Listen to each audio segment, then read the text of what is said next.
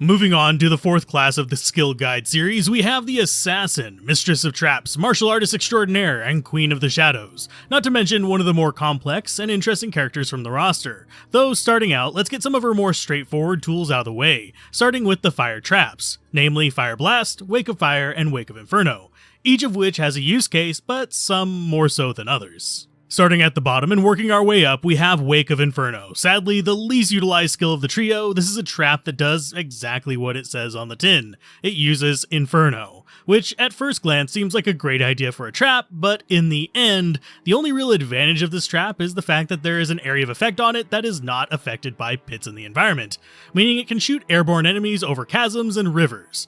This advantage is quickly lost whenever you look at its downsides though, so you'll be generally only finding this on, well, characters that uses a synergy about 90% of the time, with the other 10% dealing with pesky flyers that won't go where other fire traps can hit. This is because Wake of Inferno suffers from many of the same problems that the Sorcerer's Inferno does, a stationary platform firing slow-moving missiles at a moving target.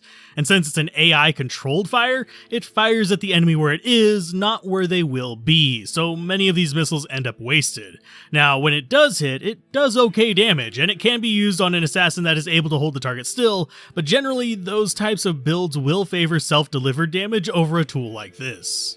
The more favored fire trap, at least as far as the deployable ones, is the lower level Wake of Fire, which does reasonable damage for a level 12 skill and does it over a broader area but is constrained due to being a ground only skill, so it can't hit anything over a river or a void. But it is much more efficient for dealing with the majority of enemies in this game. Due to its larger area of effect, it can blanket entire areas with fire, meaning wasted shots are far less common, and it tends to do much better against crowds, especially since as it gains levels, the range of the attack increases. Now, both these traps so far share some properties. You can only have a total of 5 traps out at any given time, regardless of the combinations you use. The speed you drop them at is limited by your attack speed, and the boosts such as +% fire damage or -% enemy fire resistance do not apply to them.